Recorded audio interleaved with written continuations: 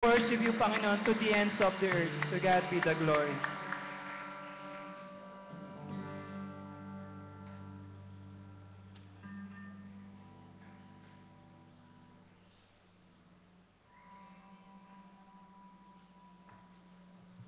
Purihin ang ating Panginoon para po sa ating ilang mga pahayag at malasakit.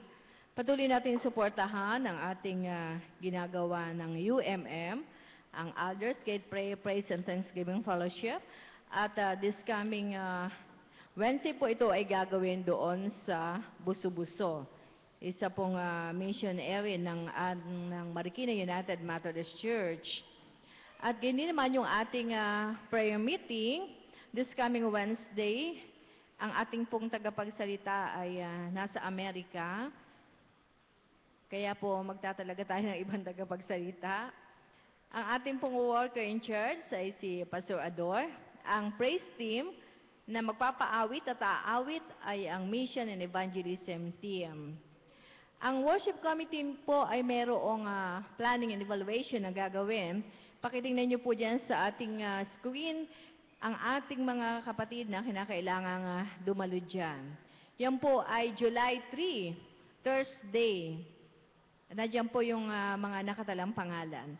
Ngayon din ang ating Evangelism Explosion, Batch 9, ay magsisimula na po sa second Friday, July 11 po yan, 7 p.m. ng gabi. At ito po ay gagawin doon sa ating Faith Building, dyan po sa second floor. Ang lahat po ng mga nagnanais magpatala at kayo po ay aming patuloy na ina-encourage na magpatala. Kayo po ay magpadala sa ating opisina o kaya makipagkita po kayo sa ating mga pastor at tayo po ay humingi ng form para dyan. Gayon din yung pong ating UNC Doc Care Group. Meron pong open house na gagawin. This coming July 26, yan po ay alas 7:30 ng umaga hanggang alas 10:30 ng umaga, kung saan ang ating pong tagapagsalita ay ang ating Bishop Rudy Juan, dahil gusto niya pong makita ang kalagayan na ng ating care group sa Rizal District. Kaya bawat isa po na bahagi ng care group ay inaayahan pong maging bahagi niyan. At gayon din, ating pong patuloy na pinapalaala sa bawat isa na presidente ng organization natin.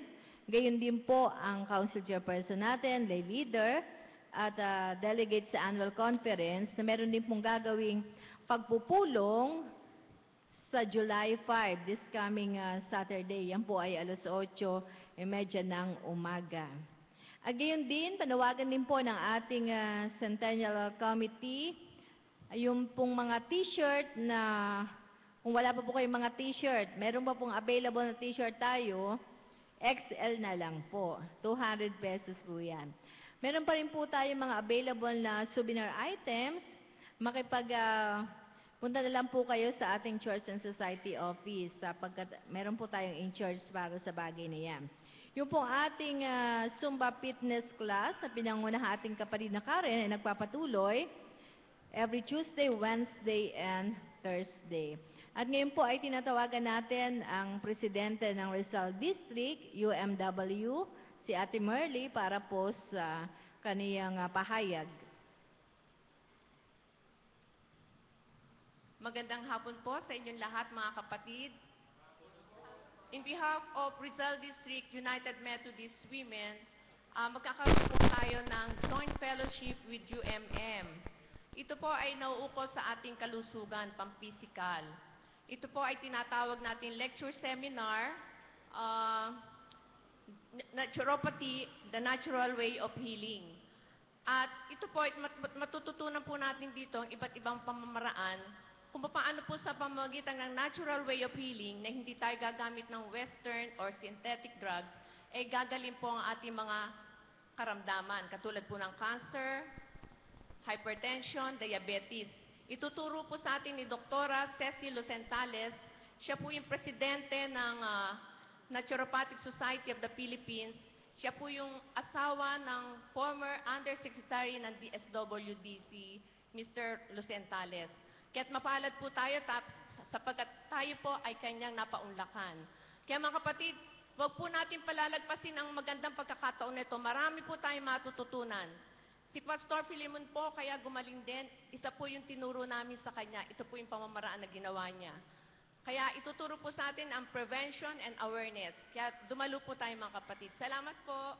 At teka muna, details po. Sa July 19 po ito, 8 a.m. to 12 noon dito po sa bayan. At meron po tayong Reds na 100 kung saan meron naman po tayong food na pagsasalu-saluhan. Salamat po mga kapatid. Thank you po.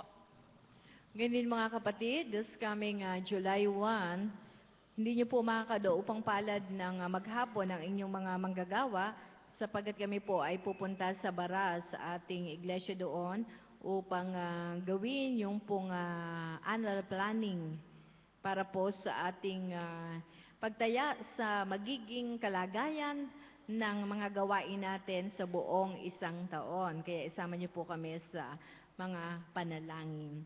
At gayon din, patuloy natin isama sa panalangin natin ang ating mga kapatid na mayroong pong mga karamdaman. At pangunahan po tayo ni Pastor Pud para sa ating pananalangin.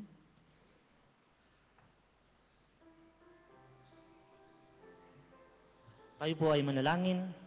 Napakasarap na dumulog sa iyong presensya, Panginoon. Sapagkat sa iyong presensya mayroong kapayapaan. Sa iyong presensya may kagalakan. Sa iyong presensya may pag-ibig. Sa iyong presensya may pag-asa. Salamat po, Panginoon, sa patuloy na iyong pagkalinga sa iyong mga anak. Na sa hapong ito, Panginoon, tunay nga na ang aming mga puso ay nagagalak. At ipinagpapasalamat namin, Panginoon, sapagkat simula pa lamang kaninang umaga, ang iyong presensya na ang aming hinahanap.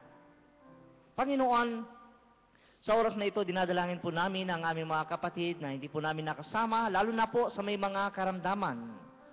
Dalangin namin, Panginoon, sa oras na ito, samahan mo po sila at hinihiling po namin ang kanilang kagalingan.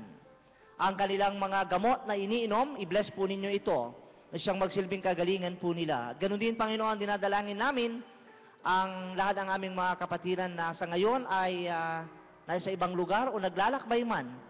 Pag-iingat mo, Panginoon, ang aming hinihiling para sa kanila. Patuloy namin dinadalangin ang bawat gawain sa iyong iglesia, ang mga programa ng bawat day organization, kababaihan, kalalakihan, kabataan man o MAYAF, Lord, dalangin ko po na pangunahan mo po kami, lalo na sa mga programa na nais po naming isulong, Panginoon. Tulungan mo kami na ma-provide din ang lahat ng pangangailangan sa mga proyekto o programa na amin pong ginagawa. Dalangin namin, Panginoon, na alam namin na ito ay iyong gawain at magtatagumpay, Panginoon, ang gawain ito sapagkat kasama ka namin. Patuloy din namin dinadalangin ang bawat namumuno ng iyong iglesia, simula sa aming lay leader, ang aming chairperson at bawat chairperson ng bawat committee, Panginoon, dalangin ko po na pagkaisahin mo po kami, na kami po ay nananangan lamang sa kapangyarihan ng iyong banal na Espiritu. Hayaan mo na mangibabaw ang Espiritu ng pag-ibig sa aming paggawa, sa aming pagkilos, lalo na sa bawat programa ng iyong iglesia. Dinadalangin namin hindi lamang sa namumuno ng iglesyang ito, kundi sa bawat iyong iglesia, Panginoon, lalo na sa mga gumagawa ng kanilang pagsamba sa oras na ito. Kung paano ang iyong banal na Espiritu ang siyang kumikilo sa aming kalagitnaan, ganun din, Panginoon, ang aming panalangin sa bawat mananampalataya na sa ngayon ay dagdiriwang at tagpupuri sa iyong dakilang pangalan. Ganun din ang aming panalangin sa aming bayan, Panginoon, sa ekonomiya ng aming bayan at ganun din sa bawat lugar na mayroong kaguluhan. Panginoon, ikaw ang siyang nangako ng kapayapaan at kami nagtitiwala, O Diyos, sapagkat ikaw ang aming Panginoon, ikaw ang aming hari. At ikaw ang nangako, O Diyos, na bibigyan mo ng kapayapaan kung kaya't ikaw ay narito sa sanlibutan upang bigyan ng kapayapaan ang bawat isa. Naway masumpungan ka ng bawat isa, Panginoon, ng bawat tao na naghahanap ng tunay na kagalakan sa kanilang puso. Salamat po, Panginoon. Ganon din ang aming panalangin sa bawat namumuno ng aming bayan, mula sa aming Pangulo, sa mga senador, congressman.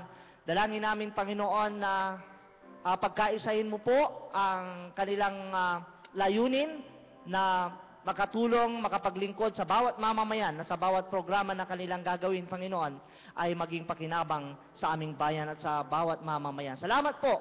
Tunay nga, O Diyos, na kami po ay nananangan lamang sa iyong kapangyarihan at sa iyong tulong sapagkat alam namin na kung wala ka sa amin, wala po kaming magagawa. Sa oras na ito, O Diyos, sa bawat pag-upo ng iyong mga anak at kahit sa aming paglabas, dala namin ang tagumpay sa iyong dakilang pangalan. Sa pangalan ng aming Panginoong Hesus. Amen.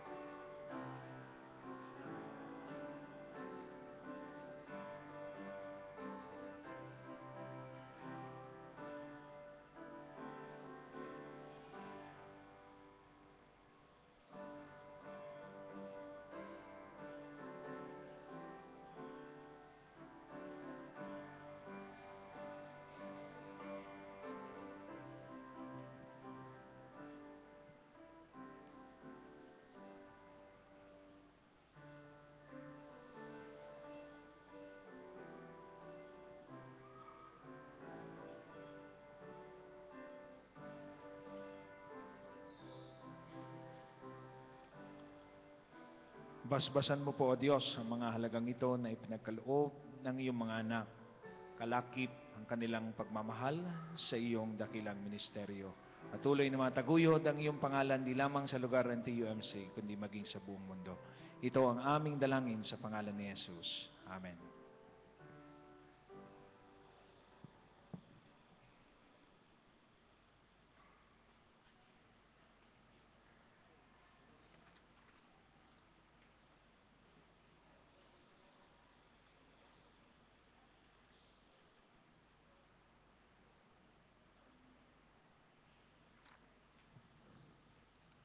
Magandang gabi po. Ay, hapon pa pala. Mas kinakabahan mo yata ako kaysa mag-OJT. Biro lang po. Sabi nga ho ni Pastorador, pag nahumatin kayo ng EE at nag-OJT na kayo, kakapal ho ang mukha ninyo. Anyway, nung una po, nagdadalawang isip ako na sumali o mag-enroll sa EE. Dahil po sa udyok na ng mga taong nakapaligid sa akin, si Pastorador, si Ate Josie pa, saka po ang asawa ko, nahikayat po nila ako na mag-enroll sa EE.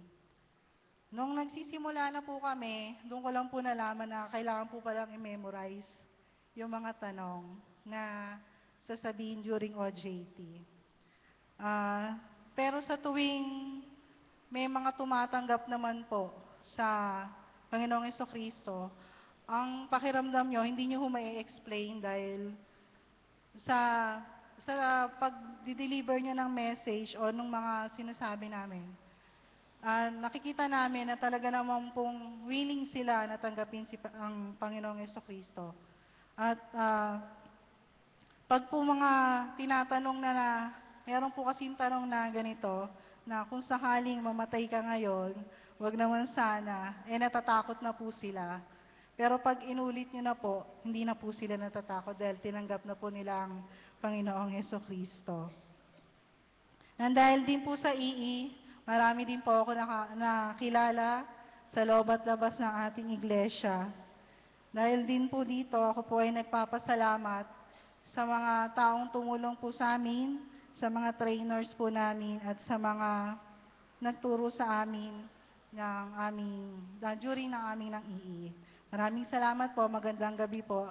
Sharon Ward Singh po, Batch 8. Thank you po.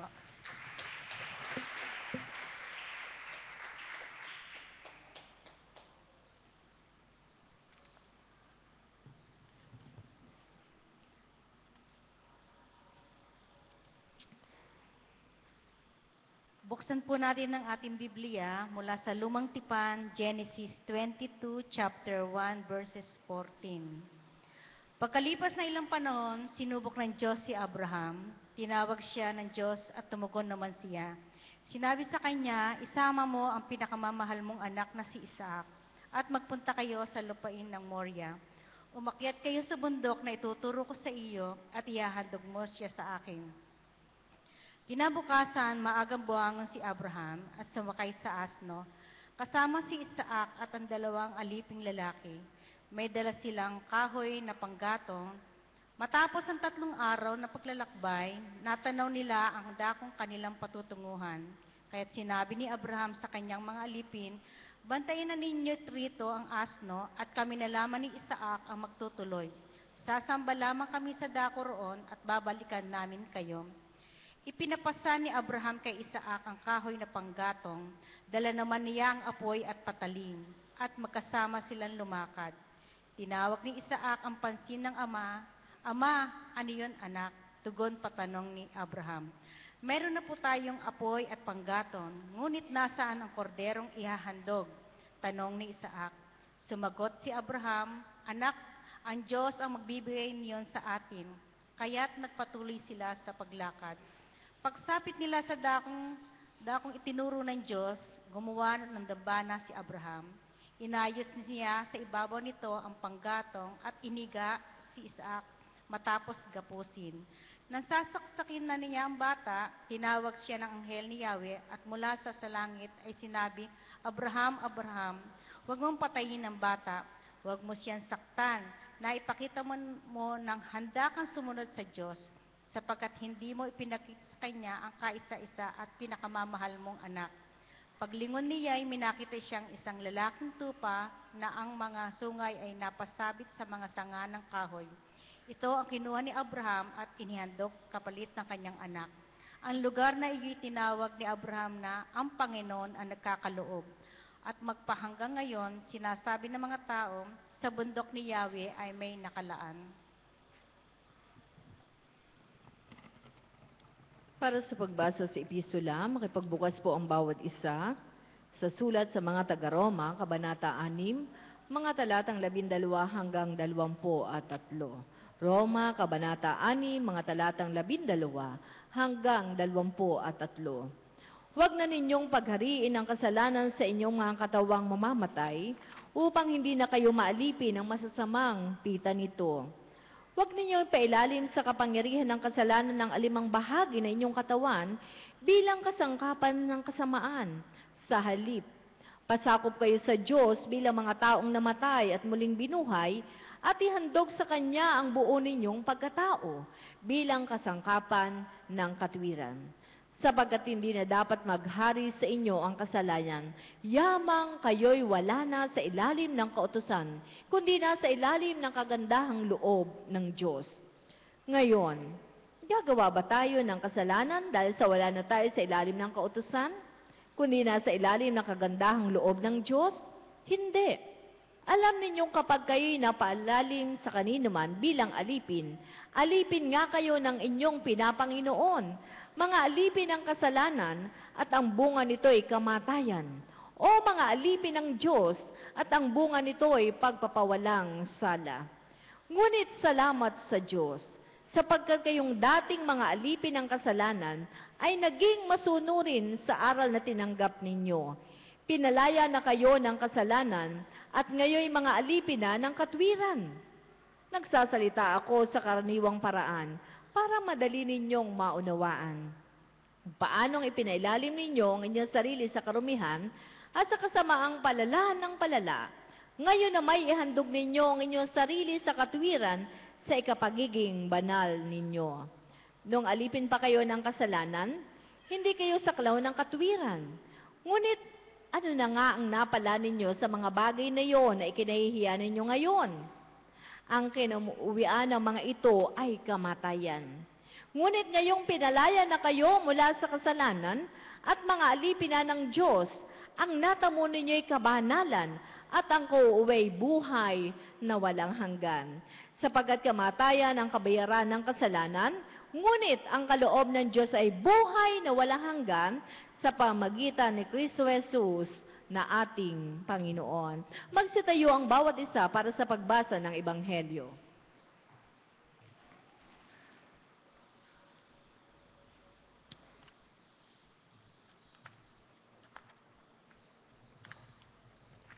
Pagbasa sa Ebanghelyo ni San Mateo, Kabanatang 10, mga talatang 40 hanggang 42. Ang tumatanggap sa inyo ay tumatanggap sa akin, at ang tumatanggap sa akin ay tumatanggap sa nagsugo sa akin. Ang tumatanggap sa isang propeta dahil sa iti propeta ay tatanggap ng gantimpalang nauukol sa propeta. At ang tumatanggap sa isang taong matuwid dahil sa iti matuwid ay tatanggap ng gantimpalang nauukol sa taong matuwid. Tayong lahat, tandaan ninyo, sino mang magbigay ng kahit isang basong malamig na tubig sa isa sa mga maliliit na ito, dahil sa siya'y alagad ko, siya'y tiyak na tatanggap ng gantimpala. Ang salita ng Diyos para sa mga anak ng Diyos. Amen.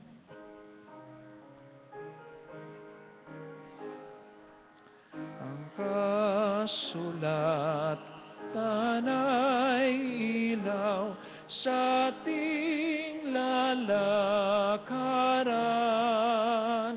tubig at langit na bukal nating naglalakbay. Amen.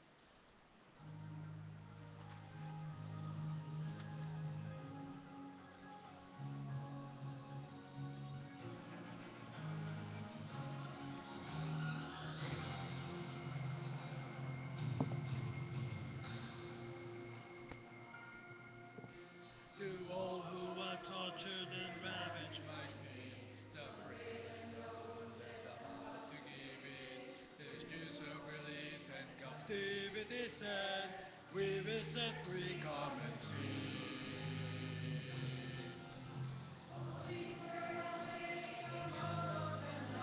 To open the door and step into the light, for sin is undone and the wrong is made right. We will set free, come and see. Come and see, for the power of sin has been broken. The gates of your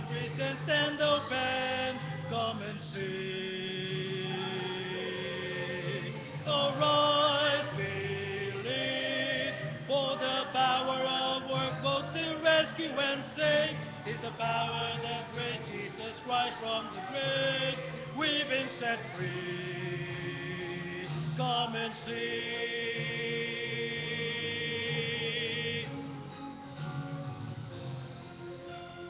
I too live in slavery unmercifully bound, battered and broken, I finally knelt down, and there in obedience freedom was found. I've been set free.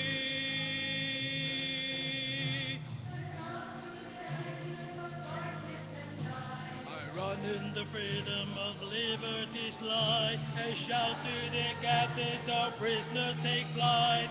We've been set free, come and see.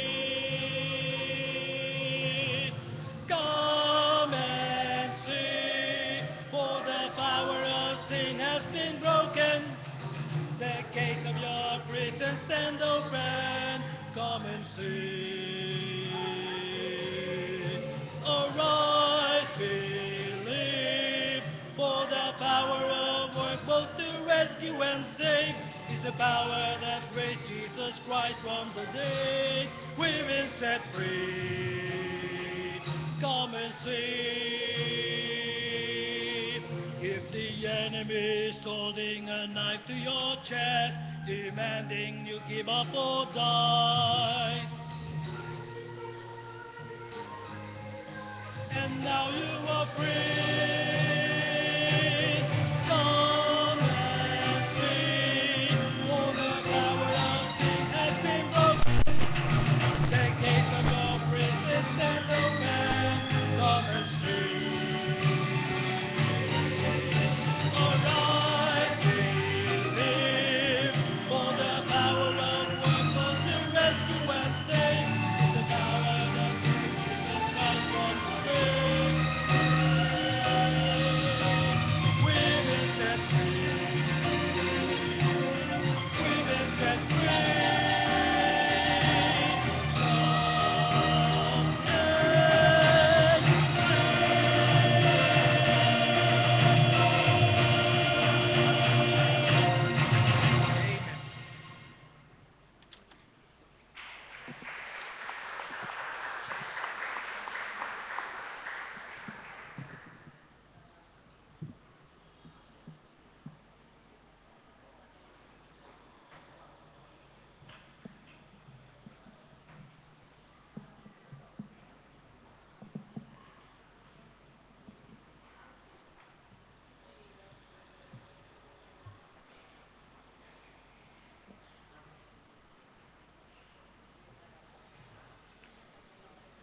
Salamat po. Muli nating palapakan ang ating Panginoon.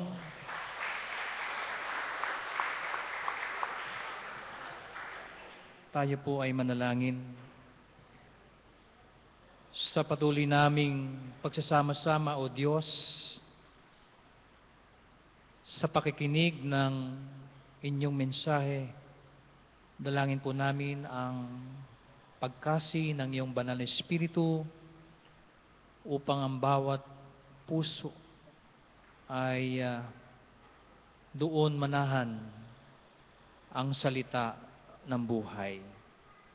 At gayon din po ang labi ng iyong lingkod ay inyong pakabanalin, pagkalooban ng kapangyarihan upang kanyang bigkasin ang ginintuang aral. Ito po ang aming dalangin sa pangalan ni Jesus. Amen. Magandang hapon po sa ating lahat, mga kasama, mga kapatid. Sabihin mo sa iyong katabi, buhay ka pa. Ayan. Ayan, di ba? Amen. Ako po'y nagagalak, natutuwa, patuloy na nagse-celebrate kasi po inabot natin ang ika-100 taon ng pagdiriwang ng Taytay United Methodist Church. Sabi ko nga po, nung pumanaw ang ilang nating mga kapatid, katulad ng Kuya Benny San Victores, Nanay Nati Santiago, tsaka si Ramon Sotingco, ang sabi ko po sa kanila ay, abay, mag-ingat-ingat po tayo para tayo umabot naman ng ika-100 taon. At sabi ko naman sa Panginoon, dahil nag-uusap-usap ang marami, at sinasabi nila na sa year 2114, o tama ba? 2114. Ayan. Another 100 years, sabi nila. Buhay pa kaya tayo? Di ba? Ang sabi ko naman, walang imposible sa Panginoon. Malay nyo, baka si Kaorang makaimbento ng pagkain. Hindi sinasadya, nakaimbento ng pagkain, kumain siya. Abay, 150 pa siya, buhay pa. O hindi ba, Kaorang, baka maaaring ganon.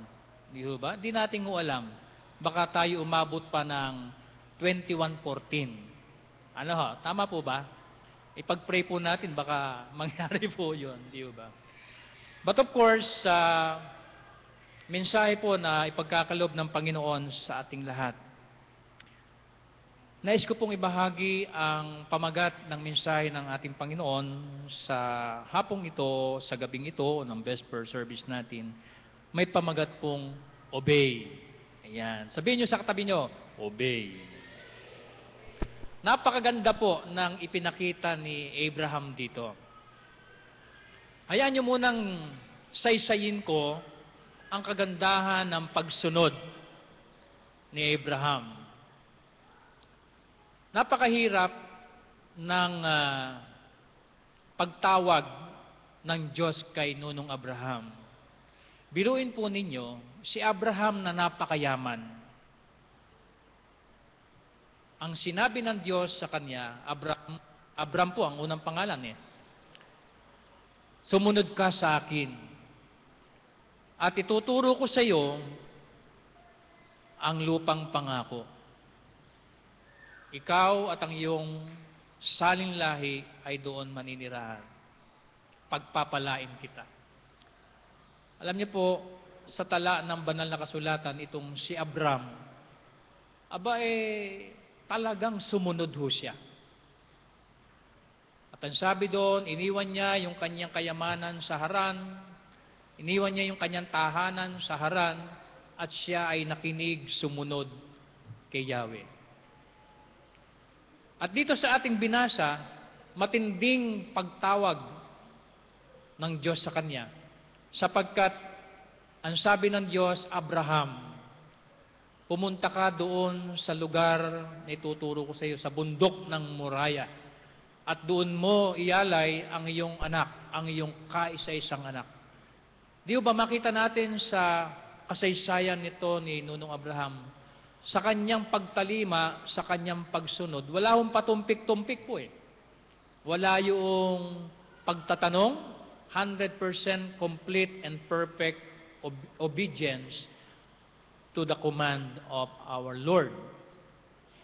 Mapansin natin yung sinabi ng Diyos na gagawin kitang Father of all nations, nangyari po, di ba? At isinilang yung Jesus Christ dahil nga doon sa pinagmulan kay Isaac na kaisa-isang anak ni Abraham. At sa magitan ni Kristo, yung mga tao ay napagpala. At karamihan sa mga nakinig kay Kristo ay mga Gentiles, mga Hentil, hindi po mga Hudyo. At sa kasaysayan ng sabi, nang ang salita ni Kristo ay lumaganap, mapansin natin yung sinabi ng Diyos na gagawin kitang ama ng maraming bansa na kasindami ng buhangin sa dalampasigan ay totoo nga po. Billions of Christians around the world are having that kind of faith in Jesus. And through the faith of Abraham, obedience of Abraham, makita natin nangyari ang isang kamanghamanghang pangako ng Diyos kay Abraham. At ito ay dahil sa kanyang pagsunod. 4 na letra sa salitang obey. The first letter of the word obey, the letter O, Open your heart and mind to the voice of God. Sabi ng Genesis 22 verse 1 and 2, after these things, God tested Abraham and said to him, Abraham. And he said, Here I am, he said. Take your son, your only son Isaac, whom you love, and go to the land of Moriah, and offer him there as a burnt offering on one of the mountains of which I shall tell you. Si Abraham, alam niya na pag binuksan niya ang kanyang puso, na pag dininig niya ang sinasabi ng Diyos, alam niya na ang Diyos ang gagawa ng lahat ng bagay. At para kay Abraham, yung boses ng Diyos, boses ng nag-iisang Diyos, ay makapangyarihan. Sabi ko minsan, Panginoon, kung ako po ay inyong tinatawag na magpastor, nandun po ako sa seminaryo, unang gabi ko po sa seminaryo, kinontes ko po ang Diyos, kinausap ko po ang Diyos, sabi ko, Panginoon, kung ako'y tinatawag niyong magpastor, pwede po ba magsalita po kayo sa akin? Inintay ko po yung mayroong talagang audio, yung boses ng Diyos. 12:00 po ng hating gabi. Lumipas ang maraming oras, nag-umaga, wala po akong narinig. Sa 2nd taon ko ng seminaryo sa pagpapastor, ganun din po ang aking sinabi, Panginoon, kung ako ay inyong tinatawag na magpastor, pwede po ba na magsalita po kayo sa akin? Kung hindi man po mahabang sentence, ay yun lang pong Pastor Ador. Yun lang po, pwede na po yun. Sabi ko po. Dating oras, dating lugar sa seminaryo, lumipas ang gabi, lumipas ang madaling araw, walang salitang Pastor Ador. Sa 3rd taon ko po, sabi ko, Panginoon Diyos, kung talaga ako'y tinatawag mong magpastor, salitang na lang, pwede po ba? Dating oras, dating lugar sa seminaryo, lumipas ang magdamag, lumipas ang gabi, nag-umaga, walang salitang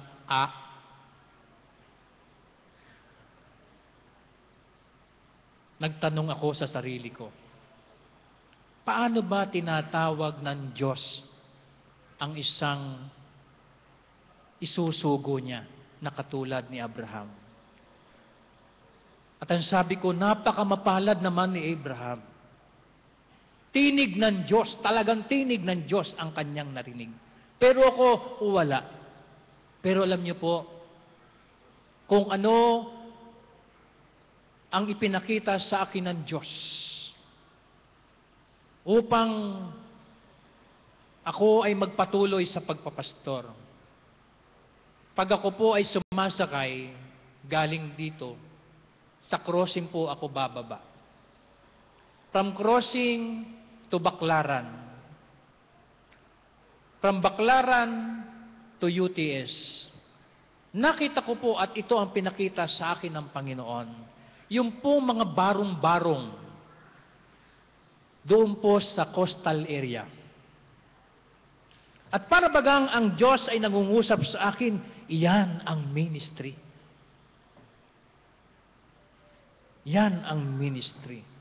At ako naman, sa pagbubukas ko ng aking puso, ay yun naman talaga ang sinabi ng banal na kasulatan. Sinabi ng ating Panginoong Yesus sa Lucas 4:18, sumasaki ng Espiritu ng Diyos, sumasaki ng Espiritu ng Panginoon, sabi ni Jesus. Sapagkat ako'y hinirang niya upang ipangaral sa mga dukha ang mabuting balita. Kaya nga, ang pagbubukas ng puso at isip sa boses ng Diyos, ito ang paraan upang malaman natin kung ano ang pagkatawag sa atin ng Diyos. When we open our hearts, when we open our mind to the voice of God, really, maririnig natin tunay ang kanyang kalooban. Hindi man yung boses, yung kalooban ng Diyos. At kung bakit puso, bakit isip, sapagkat yan din naman ang sinabi ng Panginoon. Love the Lord your God with all your heart and with all your mind. Why? Because in the heart of a human being, in the mind of a human being, dito pumapasok kadalasan ang kaaway ng Diyos. Ang ganda po nung inaawit natin minsan sa fellowship. Babad, di ba? Sa presensya mo, babad sa iyong salita. Di ba? Pag binuksan natin ang ating puso at isip sa boses at sa kalooban ng Diyos, pag tayo bumabad sa presensya ng Diyos, para bagang narinig natin ang boses ng Diyos. Yung iba, para marinig nila ang boses ng Diyos, di ba? Saan pumupunta? Mount Banahaw, di ba? Doon sa mga engkantong mga lugar, di ba? Yung iba naman, gigising ng madaling araw, pupunta doon sa ilalim ng puno ng saging. Ano? Inaantabayanan yung pagyuko nung, anong tawag natin doon? Bunga o yung usbong ng saging, di ba? Nakangangahong gano'n. Puso ng saging, di ba? Kaya dito sa ating church, mapalad tayo dahil kay John Wesley. Si John Wesley ng kanyang buksan ng kanyang puso at isip doon sa kalye ng Aldersgate Street sa London, England. Noong May 24, 1738 or 1739, nang kanyang buksan ang kanyang puso at isip sa Panginoon, doon siya nagkaroon ng tinatawag nating genuine, born again experience. Palakpakan po natin ang Panginoon. Kaya nga, yung experience natin, the moment we open our heart, we open our mind to the voice of God.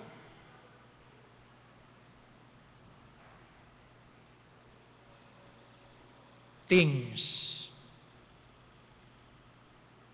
is ahead of us. Mga bagay na inihanda ng Diyos para sa atin. Second, on the word obey, the letter B, believe that the Lord will provide. Genesis 22 verse 8, Abraham said, God will provide. God will provide. Believe. The word believe. Pag sinabi nating believe o pananampalataya, ang sabi ng Romans 10:16, faith cometh through hearing. Ulitin ko po yun. Romans 10:16, faith cometh through hearing. Hearing the word of God. So, ibig sabihin, hindi magkakaroon ng isang pananampalataya ang tao sa magitan lang nung kinakain niya na pagkain or something na nakikita niya sa kanyang paligid. Hearing the word of God. Kaya si Abraham, nung buksan niya ang kanyang puso at ang kanyang isipan sa boses ng Diyos, doon nagkaroon ng tinatawag nating genuine faith. At doon, sa genuine faith na yon, makita natin, alam ni Abraham na doon sa pagsubok na sinabi, inutos sa kanya ni Yahweh, ng Diyos na ito, iyalay mo ang iyong anak.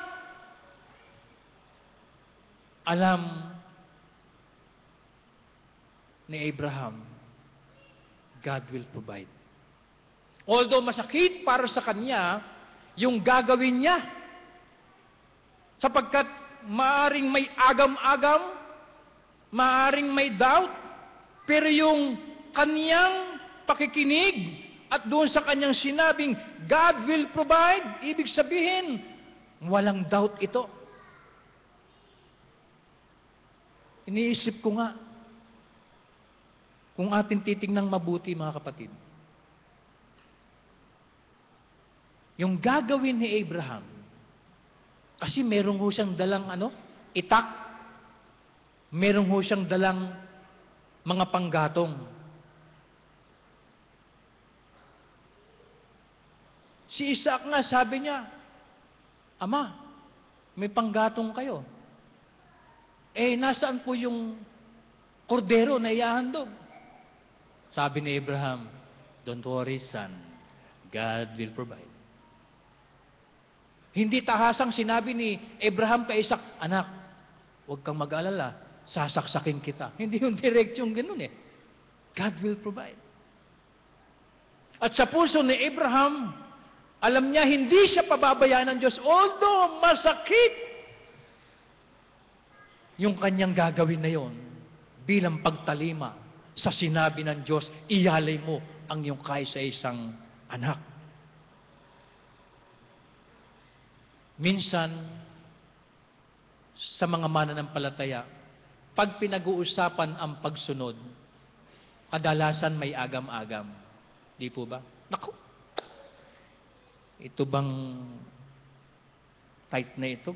Kailangan ko yata ito. Wala kaming pambili ng bigas. Di ba? Minsan po, tinignan ko po yung wallet ko. Ang laman po ng wallet ko ay eksaktong-eksakto doon sa aking tithes. Before, hindi ho ako naniniwala na pag ikay nag-ikapu, walang blessing o may blessing. Hindi ko ako naniniwala sa ikapu. Pero nung maranasan ko sa church na ito, yung sinasabi ng Malakay 3:10, ibigay ninyo ang inyong mga ikapu. Subukin ninyong gawin ito at buksan ko ang durungawan ng kalangitan at ibuhos ko sa inyo ang masaganang pagpapala. Na noong oras na yon, mga kapatid, si Ate Ana po ay kalalabas lang ng ospital. At ako po ang nagbayad ng bill niya. Kaya si Ate Ana, pag yan nagkakasakit, sabi ko, huwag kang magpapa-hospital, delikado. Bill. Ako pong nagbayad ng bill niya. Tapos nga po, that Sunday, ang laman ng wallet ko po ay yung pang-ikapu lamang. At sinabi ko sa Panginoon, Lord, I know you will provide. Binigay ko po yung ikapu na yon at wala pong laman ang wallet ko after that. Alam niyo po mga kapatid, lumapit sa akin yung isang kapatiran. Pastor, kinamay po. Ganun po. Abay, akala ko kamay. Yung pala kamay na may blessing. Dito po yon sa bayan. That was 8 o'clock service AM. Umaga. Pagdating doon sa dulo, gano'n na naman, may kumamay, Pastor! Gano'n.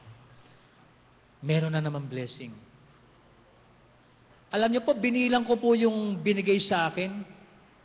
Eksaktong-eksakto doon sa aking ibinigay na ikapu.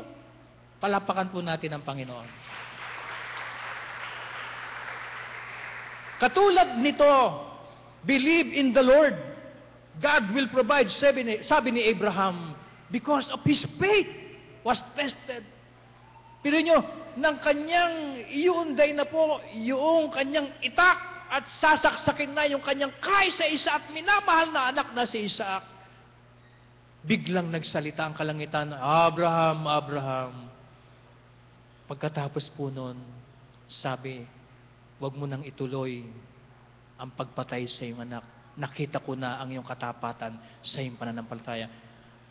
To cut the long story short, hindi natuloy. At mayroong nakita si Abraham, mga kapatid at mga magulang. Nakita niya yung lalaking tupa. Na ang kanyang mga sungay ay naipit doon sa mga siit ng isang maliit na puno. At yun ang pinang-alay. Alam niyo po, nakita ko doon, mayroong naging matinding pagbabago itong si Abraham sa kanyang pananampalataya when it comes to God will provide. Kung noong una, dumaples si Abraham dahil nagkaanak siya kay Hagar, si Ismael, ito'y bunga ng kanyang pagtingin doon sa nagkaroon ng taggutom, hindi siya tumingin sa taas. Ang nakita po niya, Egypt. At doon sa Egypt, nakita niya si Hagar. At nagkaroon siya ng anak doon, si Ismael. Bunga ng pagkakasalaan, sabi.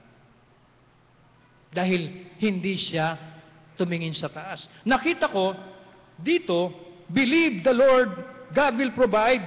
Sabi doon sa banal na kasulatan, sa verse 3, Abraham, look up. Sa verse 13, Abraham, look up again. Aba, akala natin yung selfie natin, di ba? Look up, look up.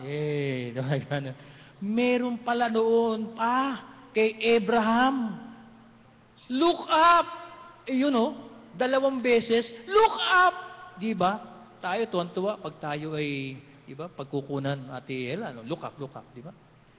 Yung look up, ang ibig sabihin nun, tumingin dun sa taas. Dalawang beses. Ito ang nakakaligtaan ng marami sa atin when it comes to the testing of our faith. Sometimes we look doon lamang sa nakikita natin dito. Subukan nating tumingin sa taas. Nakatulad ng ginawa ni Nonong Abraham. Subukan ninyo na kung minsan may mga pagsubok na dumarating sa atin, sinusubok ang ating pananampalataya, mga kapatid, kunin niyo yung cellphone ninyo, look up. Ayun, ganun. Hindi naman pabiro. Talagang look up. Why? Because God is there. Watching us kung ano man yung ating mga pinagdaraanan. Believe that the Lord will provide. Next letter on the word obey, the third letter, E. Engage. Ayan, napakaganda nito. Engage to go and follow the path towards the will of God. The word engage, mga kapatid, parang sa magkalaguyo, di ho ba? Sino dito minsan naranasan ninyo, binigyan kayo ng engagement ring? Yan. Mga binata at dalaga. Ha? Sino dito mayroong engagement ring? Di ba? Yung totoong engagement ring, ha? Either silver or gold. Di ba? At pag kayo ay binigyan ng engagement ring, girls, yan, ano? Medyo may katotohanan yung pagmamahal nung inyong kalaguyo. But of course, iba ang engaged na ito ni Abraham. Why? Ang sabi, Abraham rose early in the morning. Wow. Tingnan ninyo, ang pagsunod ni Abraham very early in the morning. Sapagkat alam ni Abraham, engaged na siya kay Lord. At kapag siya ay engaged kay Lord, yung pagmamahal ni Lord at yung pagmamahal niya kay Lord is a very powerful relationship. Anong sabi ng mga ngaral? Two are better than one.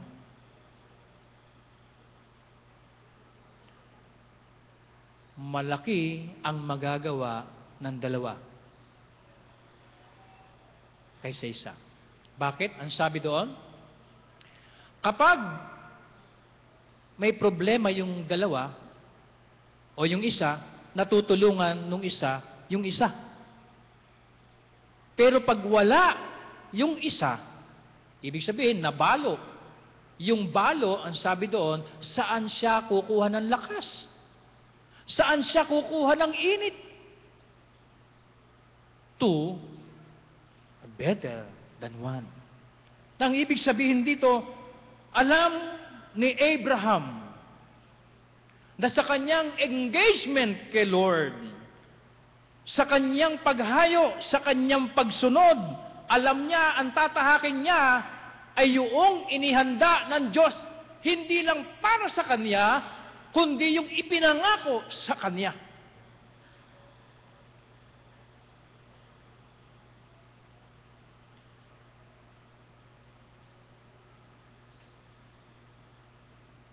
Isang daan taon ang Taytay United Methodist Church. When Pastor Agaton Pascual engaged himself to the ministry, makita natin ang bunga ng pinasimula ni Pastor Agaton Pascual. And right now, here in Taytay United Methodist Church, we are engaged in the ministry of our Lord Jesus Christ. Palapakan po natin ang Panginoon. At napakasarap yung ikaw ay maging engaged sa ministry ng Panginoon. Dito sa church na ito, mga kapatid, subukan ninyo, ma-engage kayo dito. Dito, sa Taytay UMC. Humalo po kayo sa mga meetings, meeting ng nurture. Wow, may kainan. Humalo kayo sa witness ministry. Kay Ate Ella, wow, may kainan. Humalo kayo sa EE. Oy, batch 9, mag-enroll na ho kayo. May kainan. Lahat ng yan. Hindi sasabihin ni Ate Ella, hindi sasabihin ng chairperson, uy, may bayad. Wala. Libre. Kita nyo? Sa EE, tinan nyo, ang biyaya ng Diyos ay libre. Dito sa church, ang daming libre. Tama po? Maraming libre. When we engage ourselves to the Lord, engage to go and follow the path towards the will of God, si Lord, si God ang gagawa ng mga bagay-bagay na hindi mo kaya. Ang sa atin, yung ating sarili ay ma-engage, yun ang hinihintay ng Panginoon.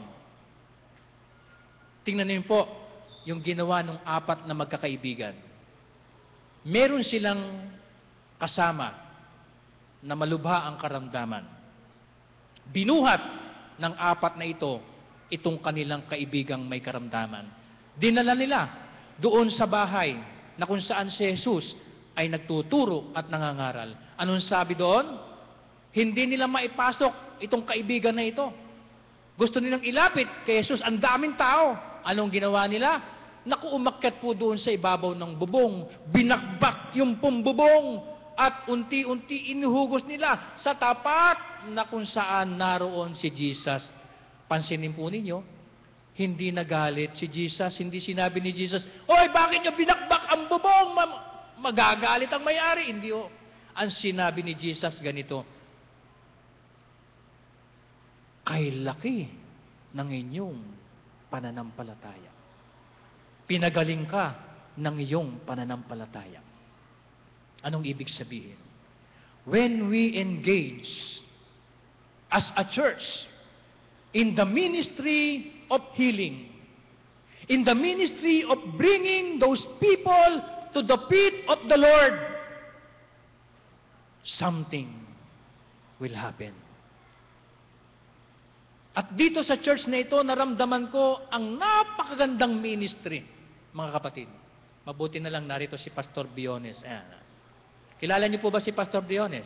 Pwede bang patindigin natin ang Pastor Biones? Ayan. Sabi ng iba, Pastor Ador, kanino ka ba nagmana mag-preach? Walang iba, kundi yung puno. Ano po? Nabanggit ko po ang Pastor Biones kasi po, noong pong kabataan pa ho kami, hindi pa ho ako pastor. Si Pastor Biones po kasi pag tumindig dito, kaming mga kabataan, talagang nakatingin sa kanya. Minsan po, isang hapon, pumesto po ako dito. At walang tao. Medyo ginaya ko si Pastor Biones, nagsisigaw ko dito. Sabi ko, nauutal ako, hindi ko kaya. At nanginginig-ginig ako, hindi ako magpapastor ka ako. Mahirap. Tsaka, walang sariling bahay, walang sariling sasakyan, pahiram-hiram, palipat-lipat. Pero bakit ako na dito? At masaya ang puso ko. At nasasabi kong, ang ministry na ibinigay sa akin ng Panginoon ay punong-puno ng kagalakan sa puso ko. At punong-puno ng di mabilang na biyaya sa buhay ko. Ito ay dahil nang i-engage ko, nang itapat ko ang sarili ko, nang i-offer ko ang sarili ko, na sumunod sa nais ng Panginoon. At ako po, mga kapatid at mga magulang, hindi ko po pinagsisisihan ang pagiging pastor ko. Masaya po ako kasi nang ako'y magpastor, nakakilala po ako ng magandang dilag. Buti na lang wala si Ate Ana dyan sa likod, ano? At hindi lang magandang dilag, cute pa. At napakabait. At napakatalentadang diakonisa. Wala na po akong mahanap po sa kanya. At binigyan kami ni Lord ng 3 mga guwapong anak. Ito ay dahil when I engaged with the Lord, when I engage to go and follow the path towards the will of God. Kaya mga kapatid, i-engage ninyo ang inyong sarili. To go and follow the path. Kaya yung ating pananampalataya, yung ating pakikinig, yung ating pagsunod, the Lord will provide. At ang panghuli, letter Y on the word obey. Yes, rewards are here and more are coming. Matthew 10:40 to 42, kung ating titingnan mabuti. Kapag tinanggap ninyo ang alagad ko, ako ang inyong tinanggap, sabi ni Jesus. At kapag tinanggap ninyo ako, tinanggap ninyo yung nagsugo sa akin. Wow! Ang ganda po nun, mga kapatid. Kapag tinanggap mo pala ang alagad ng Panginoon, tinanggap mo si Jesus, tinanggap mo yung kabuuan ng Diyos. Anong reward? Ito ang reward. Noong ako po'y wala pa sa Panginoon, hindi ko pa tinatanggap ang Panginoon. Pag ako po'y humarap sa salamin, ang tingin ko po sa sarili ko, pangit. Pero nung makilala ko at tinanggap ko ang Panginoon, dala ng mabuting balita ng alagad ng Panginoon na si Pastor Biones, tinanggap ko ang Panginoon, abay na-discovery ko sa Bible, kasi kailangan baybayin mo, born again ka, baybayin mo ang Bible. Na-discovery ko, pogi pala ako. Nabasa ko yun eh. Na-discovery ko sa Bible. Sabi doon sa Genesis,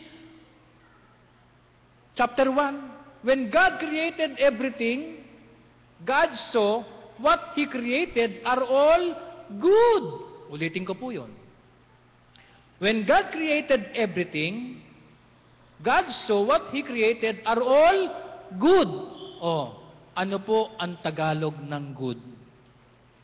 Ha? Ulitin natin. Mabuti. Ulit. Mabuti. Ulit. Mabuti. O, kita niyo? Ma-beauty. Palapakan natin ang Panginoon. Yun ang reward. Kaya yung katabi nyo, hindi ho pangit yan. Good ho yan. Ma-beauty. Kaya, Lord, sabi ko, thank you. Ma-beauty pala ako. Pangalawa, natuklasan ko, noong araw na hindi ko pa tinatanggap si Kristo, ang tingin ko po sa amin ay napaka-mahirap. Pobre. Pero nung tanggapin ko si Kristo, aba, nang baybayin ko po yung Biblia, natuklasan ko, mayaman pala ako. Ako rin pala ang may-ari ng SM. Oh, di ba? O, tingnan ninyo. Hebrews 1 verse 2. Si Jesus ang ginawang pagmay-ari ng lahat ng bagay. Tanong, si Jesus po ba ang may-ari ng lahat ng bagay? Parang hindi nyo Amen po ba? Okay. Tanong uli, si Jesus din ba ang may-ari ng SM? Ayun. Ayun ang gusto ko marinig. Lipat tayo sa John 1:12. Lahat ng nagsitanggap, tingnan nyo, lahat ng nagsitanggap kay Jesus ay pinagkalooban niya ng karapatan na siya'y tawaging anak ng Diyos. Ibig sabihin, kung tinanggap ko si Jesus, ako ay may karapatan. Ano yung karapatan ko? Ako ay anak ng Diyos. Kung ako ay anak ng Diyos, sinong tatay ko? Ayun, nandun sa taas. Yung may-ari ng lahat ng bagay. Kung ang Diyos na Ama na ito, na may-ari ng lahat ng bagay, ako'y anak niya, ibig sabihin, ako rin ang may-ari ng kanyang mga pag-aari. Ibig sabihin, mga kapatid, ako rin ang may-ari ng SM. Tingnan nyo, si Henry C. Siya yung nakapangalan doon po sa title. Tama po? This lot o this SM belongs to Henry C. Tama po, ano? Tama naman. Okay. Pero may mali po doon eh. Tingnan nyo. Si Henry C. mamamatay. Tama po? Tama po? Si Henry C. mamamatay. Pero hindi ko sinasabing mamatay na ngayon. Mamamatay siya. Yun ang totoo doon. Ngayon, pag namatay siya, ibuburol. Tama po ba? Pagkatapos iburol, ililibing. Tama po? Okay. Eto na. Nilibing na. Sigurado ako, pag nilibing siya, mabubulok yung katawan niya. Tama po? Okay. Tingnan nyo ha. Sabi doon sa ownership ng title of ownership, this lot belongs to Henry C. Mali. Pag siya'y namatay, inilibing, mabubulok ang katawan, saan mapupunta yung katawan ni Henry C? Sa lupa. Anong sasabihin ng lupa? Akin ka. O, kita nyo? Dinaya tayo ng komersyalismo. Ang Diyos sa kanyang pangungusap, kapag tinanggap nyo ang alagad na ito, ang tinatanggap ninyo'y ako. At kung ako'y tatanggapin ninyo, ang tinatanggap nyo ay yung Diyos na nasa langit. Kaya natuklasan ko mga kapatid, may katotohanan ang mabuting balitang ito ng ating Panginoon. Palapakan po natin siya. Yes! Rewards are here! And more are coming. Yung propeta, sabi doon ni Jesus, itong propeta na ito pag tinanggap ninyo, tatanggap din kayo ng gantimpala ng isang propeta. Inisip ko, ano ba yung gantimpala na yon? Minsan si Jesus ay nauhaw, hindi po ba? Sa kanyang pagkauhaw, nandun siya, napunta siya sa balon ni Jacob. At maya-may dumating po yung babaeng Samaritana. Sabi ni Jesus, babae, pwede bang makiinom ng tubig? Anong sabi ng babaeng Samaritana? Ay, wala naman kayong panalo. Saka, Hudyo po kayo. Ako'y Samaritana. Hindi ho kami nakikisama. Sabi ni Jesus, babae, alam mo ba, meron akong tubig na pag ininom mo, ay hindi ka na pupunta rito sa balon na ito para kumuha ng tubig. May tubig ako Ganun po ba? Pengi, sabi ng babae. Sabi ni Jesus, Heps, teka, bago ko ibigay sa yung tubig na yan, umuwi ka muna. Bakit po? Isama mo rito ang iyong asawa. Wala po akong asawa. Correct. Sabi ni Jesus, correct. Wala kang asawa. Kasi yung kinakasama mo, hindi mo tunay na asawa. Tsaka 5 na ang naging asawa mo. Sabi ni Jesus Christ. Sabi ng babae, paano nalaman itong Jesus na ito? Wari ko po'y propeta kayo, sabi ng babae. At pagkatapos po nun, ang ginawa ng babae, iniwan yung banga, umuwi dun sa kanila. Ipinagsabi niya, hoy mga kababayan kong taga Samaria, nakita ko na, narinig ko, tinanggap ko, sinampalatayanan ko ang Kristong Jesus na ito. Ano pong sabi doon? Maraming mga taga Samaria ang sumampalataya dahil sa patotoo ng babaeng ito. Ano yung gantimpala? Ang gantimpala na sinasabing gantimpala ng propeta ay pagbabago.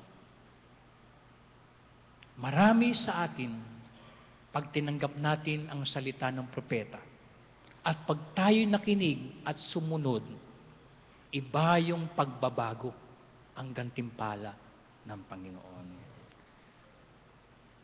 Brothers and sisters in Christ, kung ang Diyos na nangako kay Abraham ay tinupad niya, tutuparin niya sa atin ang lahat ng kanyang mga inihandang pangako. Sa pangalan ng Ama, ng Anak, at ng Banal na Espiritu. Amen and amen.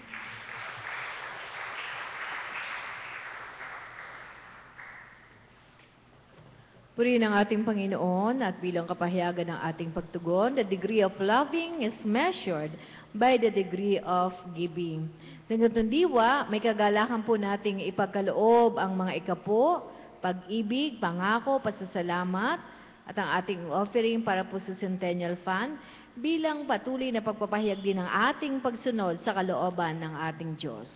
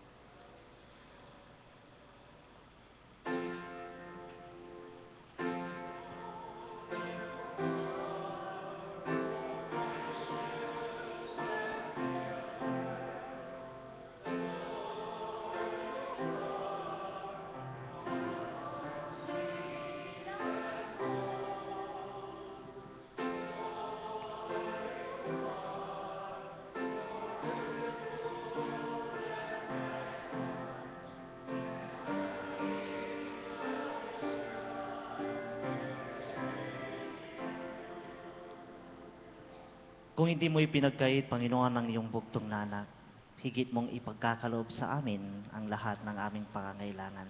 Salamat po, O Diyos, sapagkat ibinigay mo sa amin ang lahat ng mga bagay na kailangan ng iyong mga anak. At bahagi sa mga ipinagkatiwala mo sa amin, narito, Panginoon, ibinabalik namin, tinihandog namin. Pagpalain mo po ito at magamit sa lahat ng iyong mga gawain. Sa pangalan ng aming Panginoong Jesus. Amen.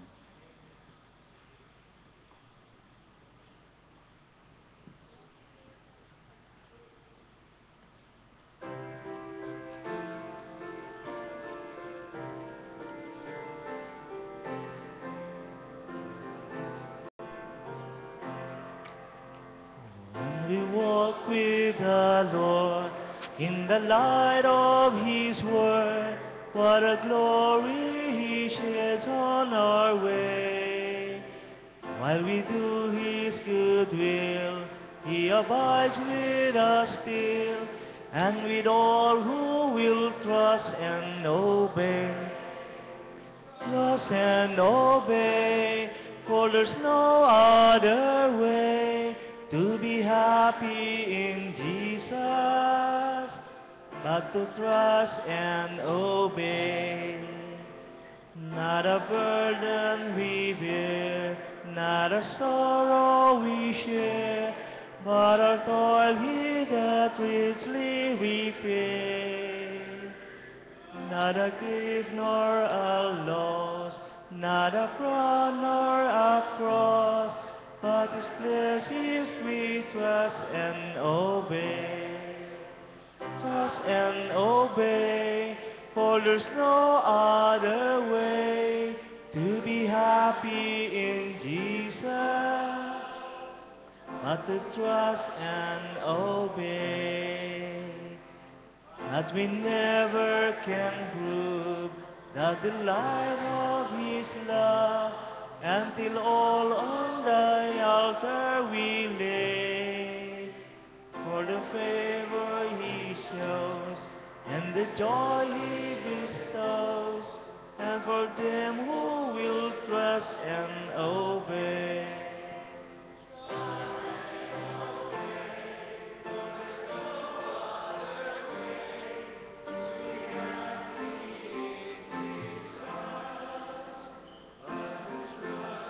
And obey. Tayo manalangin. Panginoon, salamat po sa napakagandang mensahe na aming narinig. Nawa, Panginoon, isang malaking hamon sa amin ang mga mensaheng ito na aming narinig, na sa aming paglabas sa iglesyang ito, maging magandang patutuo kami, Panginoon. At narito nga po, O Diyos, ang iyong mga anak, lumapit, lumuhod, tumayo sa iyong harapan, na ang kanilang pangunahing paglapit ay magpasalamat sapagkat sa nagdaang isang linggo, lahat ng kanilang pangangailangan iyong ipinagkaloob. Dumanas man sila ng pagsubok, pinasalamatan po nila ito sapagkat bahagi ito, Panginoon, ng iyong paghubog sa kanila. Pinapasalamatan nila, Panginoon, sapagkat dumating man, O Diyos, ang mga bigatin o suliranin sa kanilang buhay, nagtiwala kami sa iyo. Panginoon, hindi ko man mabanggit ang kanilang mga panalangin. Subalit, nais ko pong idagdag, Panginoon, ang panalangin ito sa kanilang mga kalusugan. Bantayan mo po, Panginoon.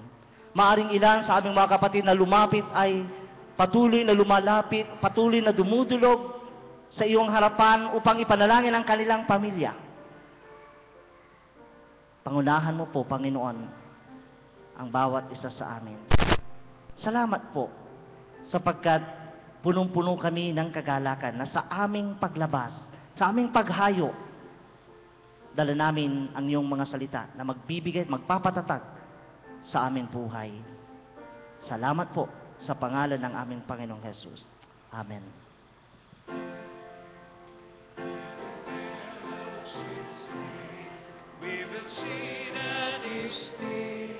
Or we'll walk by His side in the way. What He says we will do, where He sends we will go. Never fear, only trust and obey. Trust and obey, for there's no other way to be happy in Jesus, but to trust and obey. Mga kapatid kong minamahal, ang atas ng Diyos sa atin, tayo magtiwala at sumunod sa Kanya. Ngayon ay ating tanggapin ang masaganang biyaya, ang basbas at pagpapala na nagmumula sa ating Diyos amang nasa langit. Ang patuloy na pag-ibig, habag at pagliligtas ng ating dakilang Panginoong Kristo. Ang kaaliwan, gabay at pag-iingat ng banal na Espiritu ang sumainyong lahat sa inyong mga tahanan at sa inyong mga hanapbuhay mula ngayon at magpakailan, kailanpaman. Amen.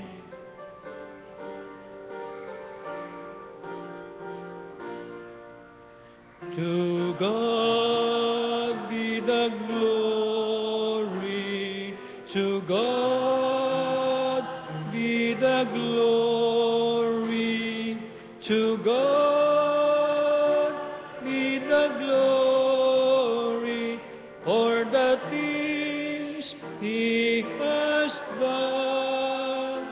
With His blood He has saved me, with His power He has raised me. To God be the glory for the things He has done. Palakpakan po natin ang ating Panginoon.